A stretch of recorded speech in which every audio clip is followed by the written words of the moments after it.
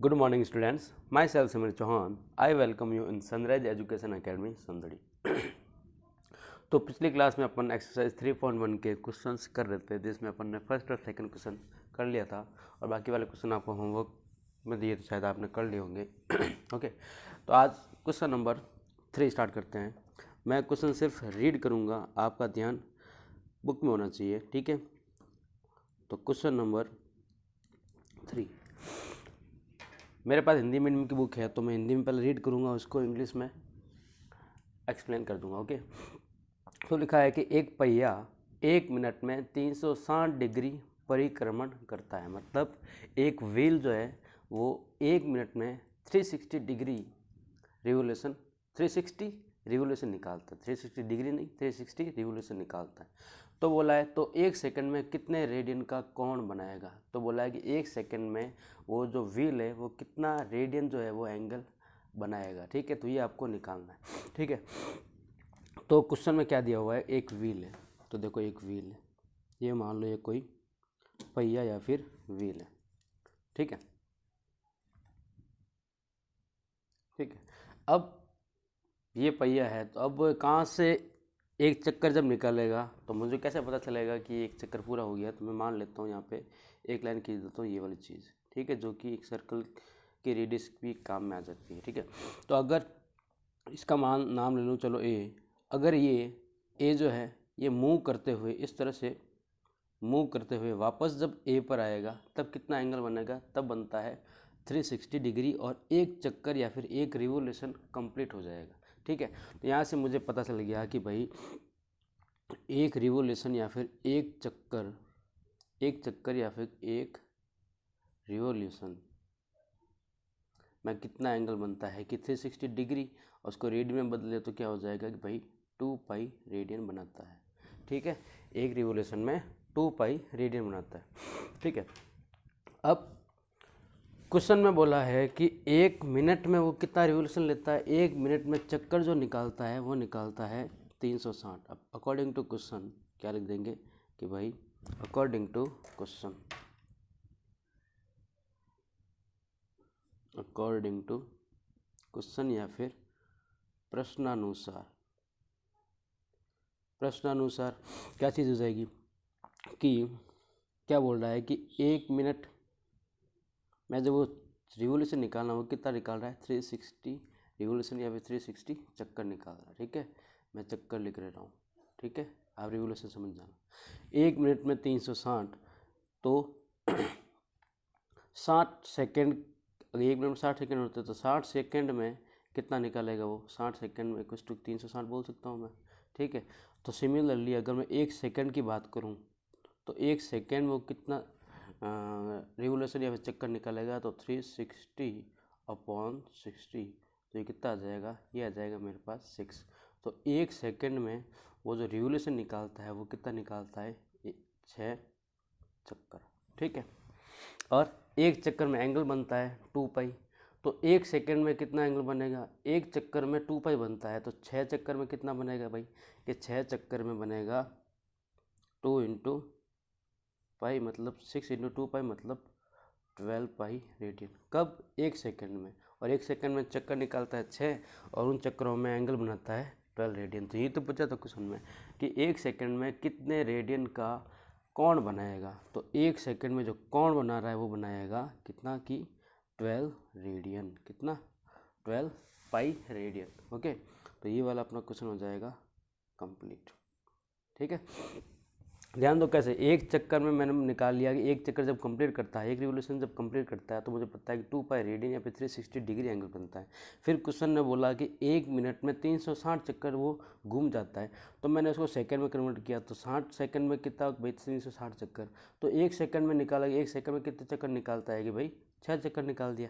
फिर 1 सेकंड में निकला भाई 6 चक्कर, और एक चक्कर में बनता है 2 पाई रेडियन, तो 6 चक्करों में कितना बनेगा, इसको एक 2 पाई से मल्टीप्लाई कर दिया, कितना आ गया 2 पाई रेडियन। कब, 1 सेकंड में, और क्वेश्चन में मुझे 1 सेकंड का ही पूछा था।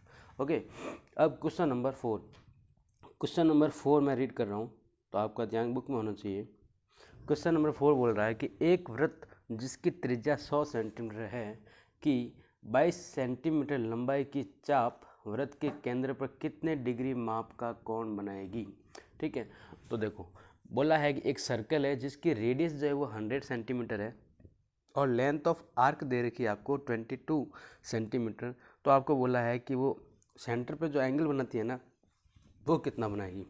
तो बहुत ईजी है, हमने ये फॉर्मूला पढ़ा था ना एक सर्कल यूज करके कि एक सर्कल है जिसमें ये रेडियस है, ये दो रेडियस जो है ये रेडियस मान लो ए से बी पॉइंट पे आएगी तो ये कुछ लेंथ कवर करेगी, इसको मैं बोलता था लेंथ ऑफ आर्क। ठीक है, और जब यहाँ से यहाँ तक आएगी तो ये थीटा एंगल भी बनाएगी तो इसको बोलता था मैं थीटा। तो यहाँ से मैं लिखता था कि L इक्वल टू क्या लिखता था कि आर थीटा, और जहाँ पे थीटा जो होता था वो किस में होता था रेडियन में, और डिग्री में कन्वर्ट करना होता तो मैं क्या करता था L इक्वल टू क्या लिखता था पाई आर थीटा अपॉन 180। तो आपको L की वैल्यू दे रखी है, R की वैल्यू दे रखी है और थीटा पूछा है। तो गिवन मेरे पास क्या है, गिवन है मेरे पास रेडियस, ये वाली रेडियस कितनी दे रखी है, रेडियस दे रखी है मेरे को 40 सेंटीमीटर है ना, 40 सेंटीमीटर व्यास है, 40 सेंटीमीटर क्या है व्यास है। ठीक है, 40 सेंटीमीटर तो है व्यास, तो 40 सेंटीमीटर व्यास है मतलब रेडियस कितनी हो जाएगी 20, ये 20 तो ये भी 20। अब इसने लेंथ ऑफ आर्क नहीं दी है, इसने कॉर्ड की लंबाई दी है, जीवा की लंबाई। तो जीवा मान लो कॉर्ड जो होती है यहाँ से यहाँ तक होती है ना, मान लो इसको मैं जीवा मान लूँ, जिसकी लेंथ कितनी दे रखी है आपको 20 दे रखी है, कितनी दे रखी है 20। तो ये 20 मिल गई, ये भी 20, ये भी 20। तो बेसिकली अगर देखा जाए तो ये ट्राइंगल बन गया, और ट्राइंगल भी कौन सा इक्विलेटरल ट्राइंगल। और इक्विलेटरल ट्राइंगल की अपन को एक प्रॉपर्टी पता है कि सारे एंगल कितने होते हैं 60 डिग्री, ये 60 डिग्री होगा, ये भी 60 डिग्री होगा, तो थीटा इक्वल टू भी कितना होगा 60 डिग्री होगा, होगा कि नहीं होगा। ठीक है, तो यहाँ से अपन को एंगल मिल गया थीटा इक्वल टू कितना मिल गया कि 60 डिग्री। ओके, तो यहाँ पे लिख सकते हैं, इसको मान लो चलो नाम दे देता हूँ सी। ठीक है, तो अपन गिवन लिख सकते हैं कि गिवन की रेडियस इक्वल टू है 20 centimetre and length of chord, length of arc नहीं बोल रहा हूँ, मतलब जीवा की लंबाई ये भी दे रखी है 20 सेंटीमीटर। तो उससे क्या मिलेगा कि ट्राइंगल मिलेगा कौन सा ए बी सी। तो लिख सकते हैं कि triangle A B C is a equilateral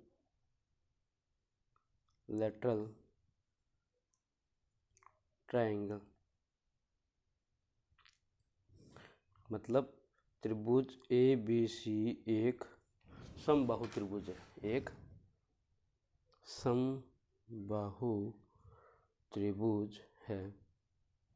अतः या फिर सो थीटा जो कितना हो जाएगा वो कितना हो जाएगा 60 डिग्री। ठीक है, कैसे पता किया आपने, डायग्राम बनाई, ये 20 दे रखी थी, ये 20 दे रखी थी, कॉर्ड की लेंथ 20 दे रखी थी, तो अपन ने देखा कि ये तो एक ट्रायंगल बन रहा है जिसकी सारी साइड इक्वल है, जो साइड इक्वल होती है, तीनों साइड इक्वल होती है, उस ट्रायंगल को अपन क्या बोलते हैं इक्विलैटरल ट्रायंगल। और इक्विलैटरल ट्रायंगल की प्रॉपर्टी होती है कि उसमें सारे एंगल क्या होता है 60 डिग्री होते हैं। तो थीटा मुझे यहाँ से कितना मिल गया 60 डिग्री। ओके, अब नेक्स्ट क्वेश्चन देखो, क्वेश्चन नंबर 5। सॉरी मैंने क्वेश्चन नंबर रीड तो 4 किया लेकिन एक्सप्लेन मैंने 5 कर दिया। ठीक है, तो कोई बात नहीं, इसको क्वेश्चन नंबर 5 नाम दे दो। ठीक है, अब क्वेश्चन नंबर 4 वापस से देखो, मैंने जब वापस से देखा तो मुझे लगा कि फिफ्थ तो मैंने अभी जस्ट कराया है, तो फोर्थ क्वेश्चन देखो। फोर्थ क्वेश्चन बोल रहा है कि एक वृत्त जिसकी त्रिज्या 100 सेंटीमीटर है कि 22 सेंटीमीटर लंबाई की चाप वृत्त के केंद्र पर कितना डिग्री माप का कोण बनाएगी। मतलब एक सर्कल है जिसकी रेडियस जो है वो 100 सेंटीमीटर है और लेंथ ऑफ आर्क देखिए 22 सेंटीमीटर। तो आपको पूछा है कि थीटा जो है वो डिग्री में कितना होगा। तो देखो इधर क्वेश्चन नंबर 4 गिवन है, मेरे पास दिया हुआ है, क्या दिया हुआ है कि रेडियस है मेरे पास 100 सेंटीमीटर और लेंथ ऑफ आर्क एल की वैल्यू कितनी दे रखी है मेरे को, वो दे रखी है मेरे को 22 सेंटीमीटर। पूछा क्या है थीटा पूछा है, पूछा क्या है थीटा पूछा, वो भी किस में डिग्री में।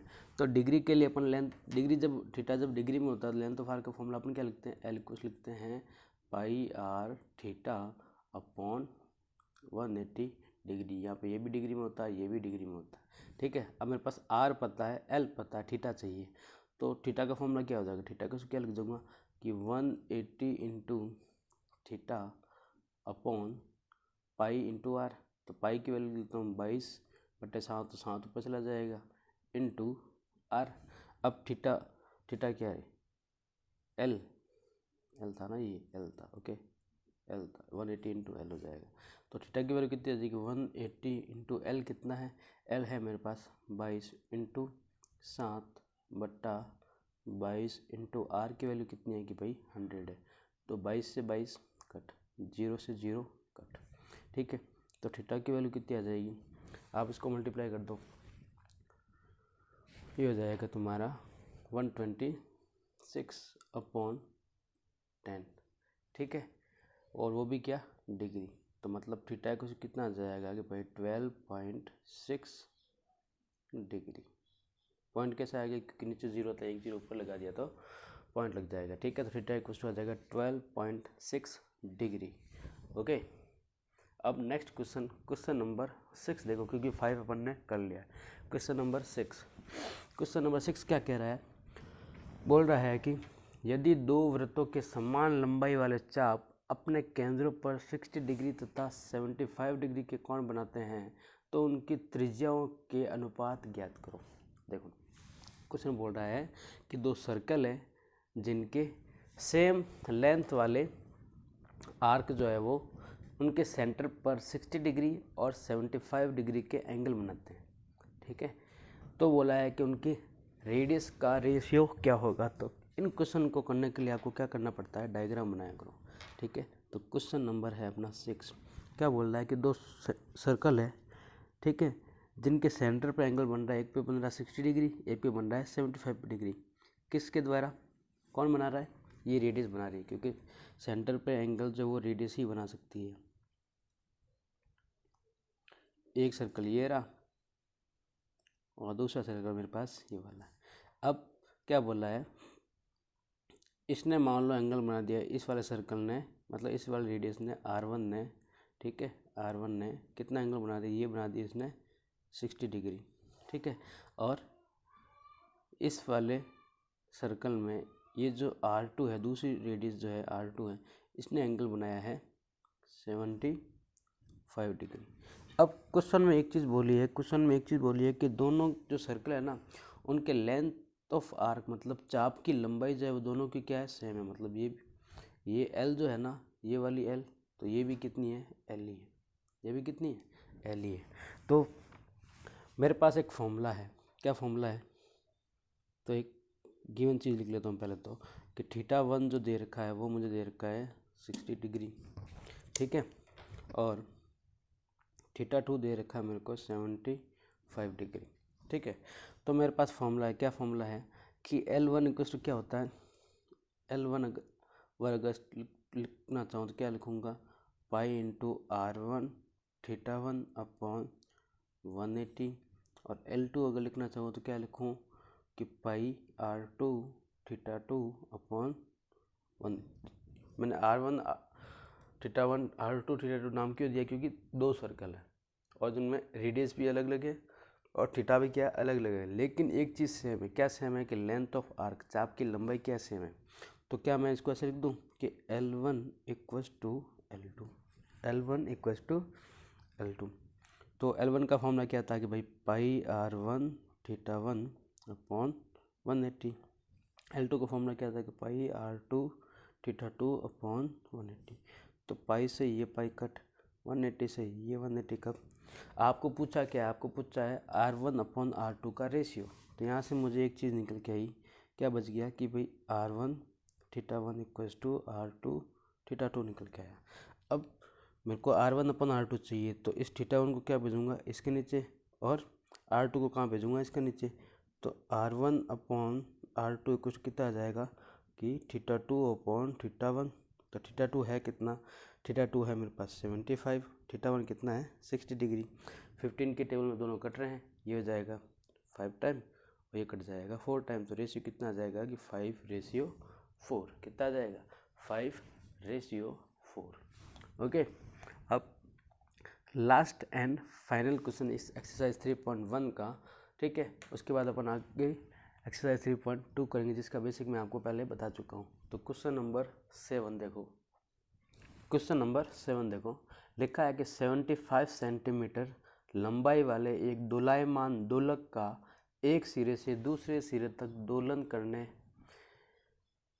से जो कोण बनता है उसका माप रेडियन में ज्ञात कीजिए, जबकि उसके कोण द्वारा बनाए गए चाप की लंबाई निम्नलिखित है। एक बार दे रखा है 10 सेंटीमीटर, दूसरी बार दे रखा है 15 सेंटीमीटर और तीसरी बार दे रखा है 21 सेंटीमीटर। 3 क्वेश्चन दिए हैं एक क्वेश्चन में, ठीक है। तो देखो क्या बोला है बेसिकली कि एक पेंडुलम है जिसकी लेंथ दे रखी है आपको 75 सेंटीमीटर, ठीक है। वो बोलता है पेंडुलम क्या होता है, जैसे घड़ी का वो घंटे वाली सुई जो होती है ना, उसमें क्या होता है घंटे वाला तो बेल बजती रहती है टर्निंग डाउन वो वाला, ठीक है। तो बोला है कि एक 75 लेंथ वाले पेंडुलम का एक सिरा दूसरे सिरे तक जाने में जो कोण बनाता है तो उसका एंगल आपको फाइंड आउट करना है। और क्या बोला है, इसको आपको अलग अलग कंडीशन के लिए लेंथ ऑफ आर्क आपको दे रखी है। तो बेसिकली आपको देखो क्या करना है, पेंडुलम या फिर दोलायमान दोलक होता क्या है, ये चीज़ होती है, इस तरह की एक चीज़ होती है। घड़ी में आपने देखी होगी जो अलार्म वाली घड़ी होती है, जैसे घंटा अगर जोधपुर में है, ठीक है, उसमें क्या होता है, ये वाली जो चीज़ है ये ऐसे मूव करती रहती है, ये ऐसे मूव करती रहती है। तो जब ये मूव करेगी इस तरह से ऐसे मूव करती रहेगी तो क्या बनेगा, एक आर्क बनाती जाएगी कि नहीं बनाएगी, एक आर्क बनाएगी कि नहीं बनाएगी, ठीक है। तो ये आर्क बनाती रहती है, ठीक है। तो अब क्वेश्चन में क्या बोल, और इसकी लेंथ जो है ना, जो इसकी लेंथ जो है वो दे रखी है आपको 75 सेंटीमीटर, 75 सेंटीमीटर। तो ये क्या कर रही है, इस तरह से ये मूव होती रहती है। तो उसकी कंडीशन अलग अलग दे रखी क्वेश्चन में कि पहले अब आपको बोला है कि एंगल फाइंड आउट करना है, कब, जब ये लेंथ ऑफ आर्क या फिर चाप की लंबाई पहले तो कवर करे कितनी कि 10 सेंटीमीटर, दूसरी कंडीशन में कवर करे कितनी कि भाई 15 सेंटीमीटर, और तीसरी कंडीशन में कवर करे कितनी कि भाई 21 सेंटीमीटर, ठीक है। तो क्या मैं इसको एक सर्कल की तरह ट्रीट कर सकता हूँ ना। अगर मैं इस पेंडुलम को पूरा अगर रोटेट करूँ तो क्या बनता है, एक सर्कल बनता है, जिसके लिए ये पेंडुलम जो है वो क्या करेगा, एक मतलब एक दोलक जो है क्या करेगा, एक त्रिज्या या फिर रेडियस की तरह ट्रीट करेगा। तो बेसिकली अगर देखा जाए तो ये सर्कल ही है, तो जिसके लिए पहली कंडीशन अगर देखा जाऊँ तो क्या बन जाएगा, एक सर्कल बनेगा, मतलब एक सर्कल ही है जिसमें ये जो पेंडुलम है ना, मतलब पहले मान लो यहाँ से, मतलब यहाँ से इस तरह से मूव हुआ, ठीक है, यहाँ से यहाँ तक आया, ठीक है, और इसने बनाए हैं लेंथ बना दी कितनी की भाई 10 सेंटीमीटर, ठीक है, इसने 10 सेंटीमीटर लेंथ कवर की, और इसकी लेंथ तो देखो 75 दे रखी है, तो ये 75, ठीक है। और आपको पूछा है कि ये थीटा बताओ, क्या बताओ कि ये थीटा बताओ कितना बनेगा। तो हमको पता ही है, वो भी किस में बोला है, रेडियन में। तो रेडियन में जब पूछा है तो फॉर्मूला क्या लगेंगे, L equals to R theta. तो थीटा इक्वस टू क्या हो जाएगा, थीटा इक्वस टू हो जाएगा L अपॉन आर, ठीक है। किसके लिए, पहले केस के लिए। तो L कितना है कि भाई 10 और R कितना है कि भाई 75। तो बस ये आपका क्या बन जाएगा, एंगल बन जाएगा, ये आपका क्या बन जाएगा, एंगल बन जाएगा। तो थीटा इक्वस टू क्या आ जाएगा 10/75 रेडियन। या फिर इसको और कवर करना चाहो तो कर सकते हो, ये आ जाएगा तुम्हारा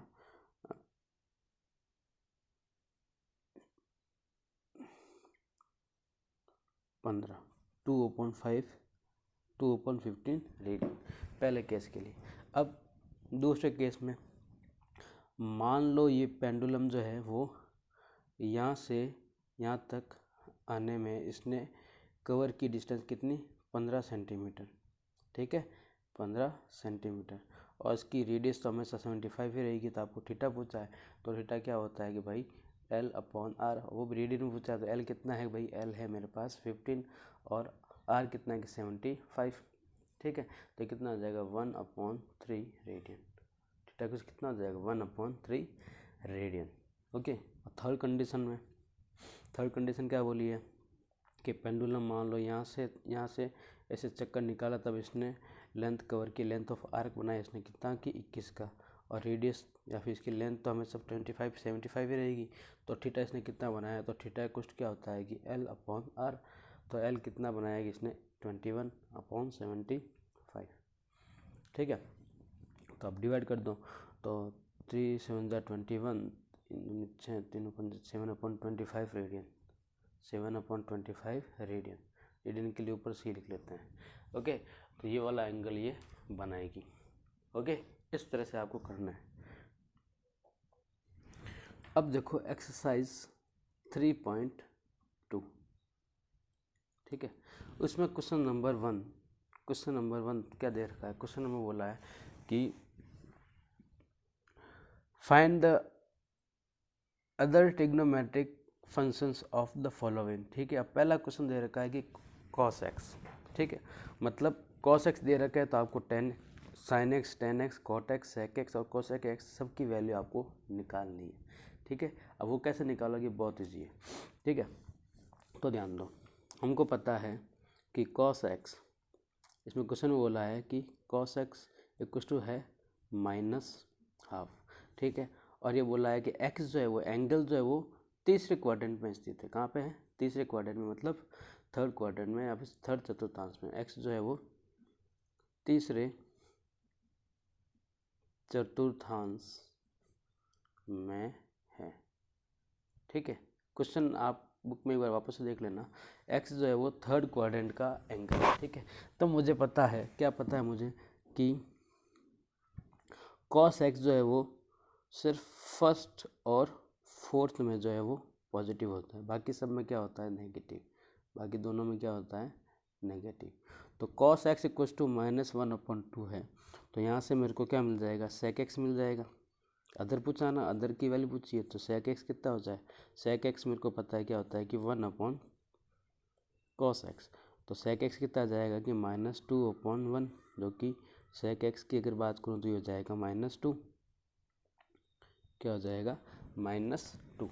अब sec x मिल गया या फिर cos x दे रखा था, तो cos x दे रखा था, तो sin x क्या होता है, sin x क्या होता है कि sin स्क्वायर x क्या होता है, sin स्क्वायर होता है 1 - cos स्क्वायर x। तो यहाँ से मेरे को sin x की वैल्यू अगर चाहिए तो मैं क्या करूँगा, दोनों तरफ रूट दे दूँगा, रूट दूंगा तो ये क्या आ जाएगा 1 - cos स्क्वायर x, और रूट में तो ये क्या आ जाएगा कि रूट 1 - cos स्क्वायर थीटा मतलब 1/4। ये कितना हो जाएगा, रूट 3/4, जो कि कितना दे देगा, √3/2। ठीक है, √3/2, ये भी कर सकते हो। तो sin x की वैल्यू कितनी आ गई, sin x की वैल्यू आ गई √3/2। ओके, sin x मिल गया, cos x पता ही है, sec x मिल गया, और क्या चाहिए मेरे को, tan x चाहिए। क्या चाहिए अब, tan x। तो tan x क्या होता है, tan x होता है कि भाई sin x/cos x। तो sin x की वैल्यू कितनी है कि भाई √3/2। cos x की वैल्यू कितनी है कि -12/2, -12 तो 2 से 2 कट गया, तो क्या मिल गया, माइनस का √3। जब tan मिल गया तो cot भी मिल गया। cot x क्या होता है, इसका उल्टा। तो cot x कैसे निकालेंगे कि 1/tan x मतलब 1/-√3, जिसको मैं -1/√3 भी बोल सकता हूँ। साइन निकल गया, cot निकल गया, साइन निकल गया, cos निकल गया, tan और cot निकल गया, sec भी निकल गया। तो अब बचा क्या, cosec बचा। तो cosec क्या होता है, cosec x होता है 1/sin x। तो क्या लिख सकता हूँ, 1/sin की वैल्यू कितनी है, √3/2, तो √3 और ऊपर चला जाएगा 2, तो ये कितना आ जाएगा 2/√3। ठीक है, तो इस तरह से आपको क्वेश्चंस सॉल्व करना है। तो कैसे निकाल दिया मैंने कि cos दे रखा था, तो वहाँ से मुझे क्या मिला, साइन cos tan सब मिल गया ना। ओके, और देखो ये तो वैल्यू जो निकाल दी। अब क्वेश्चन में क्या बोल रहा है कि x जो है वो तीसरे चतुर्थांश में, मतलब x जो है वो थर्ड क्वाड्रेंट में। तो थर्ड क्वाड्रेंट में सिर्फ tan और cot पॉजिटिव रहेंगे, बाकी सारे क्या रहेंगे, नेगेटिव। थर्ड क्वाड्रेंट में क्या होता है, tan पॉजिटिव होता है। तो tan पॉजिटिव रहेगा तो इसको मैं माइनस में लिख के क्या लिखूँगा, इसको मैं प्लस में लिखूँगा। क्यों, क्योंकि एंगल जो दे रखा वो मेरा थर्ड क्वाड्रेंट में। तो ये भी मैं माइनस में ना लिख के क्या लिखूँगा, प्लस में लिखूँगा। ठीक है, तो 1/√3, वो भी किस में, प्लस में। क्यों, क्योंकि थर्ड क्वाड्रेंट में क्या होता है, थर्ड क्वाड्रेंट में अपना जो है टेन और कॉट पॉजिटिव होते हैं, बाकी सारे क्या होते हैं नेगेटिव। तो साइन को भी, कोसेक को भी क्या लिखूँगा मैं, नेगेटिव में लिखूँगा, और साइन को भी मैं क्या लिखूँगा, मैं नेगेटिव में लिखूँगा। बाकी ये दो चीज़ें पॉजिटिव रहेगी। ओके, और सेक एक्स तो नेगेटिव है ही, कॉस एक्स तो आपको नेगेटिव दे रखा ही है, ठीक है। कॉट और टेन जो है वो सिर्फ पॉजिटिव रहेंगे, बाकी सारे क्या रहेंगे, नेगेटिव रहेंगे। ओके, एक और क्वेश्चन देख लो, क्वेश्चन नंबर 2 इसी का, ठीक है।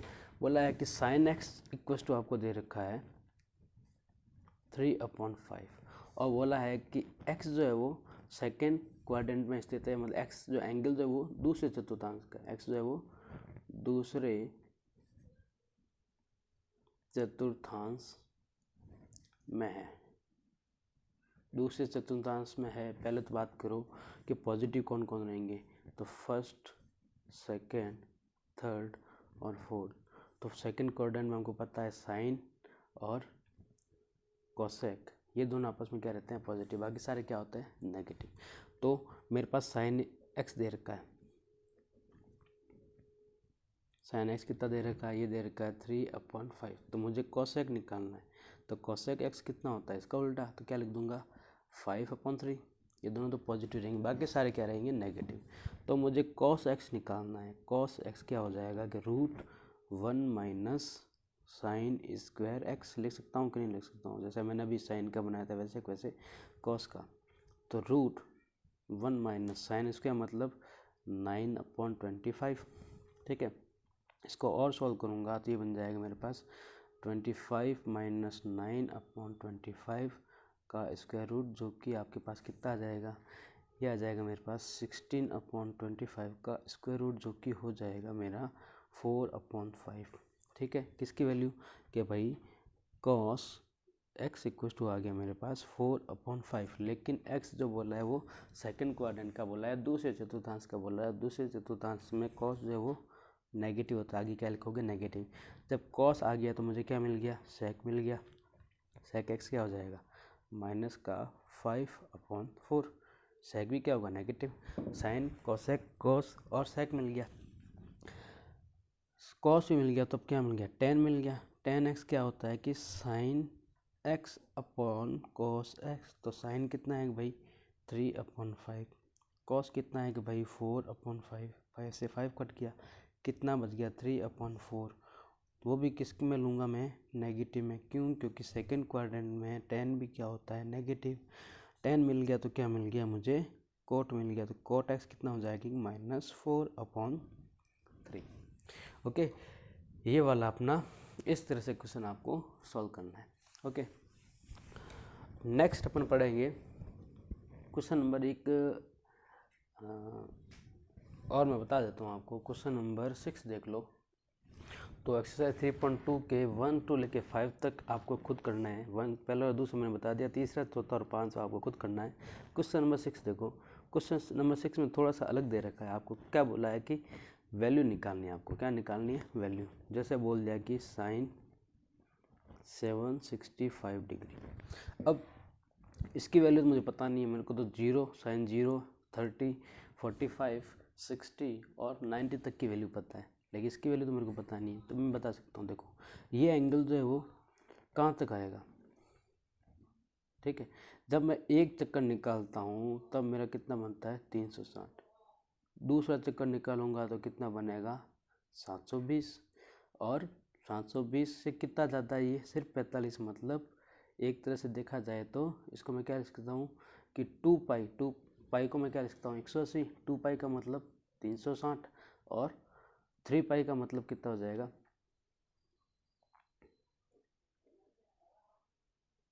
4 पाई लिख लो। 4 पाई का मतलब कितना हो जाएगा कि 720 में 45 जोड़ रहा हूँ, तो बेसिकली इसको मैं ऐसे लिख सकता हूँ क्या कि साइन 4 पाई प्लस कितना जोड़ा 45 डिग्री, मतलब π/4। और हमको पता है कि साइन और पाई का कुछ भी मल्टीपल हो जाए, पाई का कोई भी मल्टीपल हो जाए तो फंक्शन चेंज करता नहीं है, फंक्शन चेंज वो नहीं करता है। और एंगल जो देखो, एंगल किस क्वाड्रेंट में है, फर्स्ट क्वाड्रेंट में, मतलब वैल्यू भी क्या रहेगी, पॉजिटिव ही रहेगी। तो इस चीज़ को मैं लिख सकता हूँ साइन जैसे लिखता हूँ साइन 2π/θ, 2π प्लस थीटा को मैं क्या लिखता हूँ, साइन थीटा ही लिखता हूँ ना, 2π प्लस थीटा को। तो इस तरह से मैं क्या लिखूँगा, साइन 4π प्लस थीटा को भी क्या लिखूँगा, साइन थीटा, और पॉजिटिव का तो साइन π/4। और साइन π/4 की वैल्यू कितनी होती है कि भाई 1/√2। तो आपको मान ही तो पूछा था, तो मान कितना आ जाएगा 1/√2। ओके, बाकी क्वेश्चन आपको होमवर्क में करना है। आज के लिए अपन इतना ही पढ़ेंगे। ओके, टाइम हो गया है, ठीक है। तो होमवर्क में आपको करना है क्वेश्चन नंबर 3, 4, 5, ठीक है, एक्सरसाइज 3.2 के। ओके, और एग्जाम्पल करना चाहो तो कर लेना, और 6 से ज़्यादा क्वेश्चन में करना चाहो तो आप कर सकते हो। अगर डाउट हो तो आप मुझे पूछ लेना। वैसे अगली क्लास में अपन ये क्वेश्चंस कंप्लीट कर लेंगे होगा, और अपनी एक्सरसाइज 3.2 भी कंप्लीट हो जाएगी। Okay, thank you.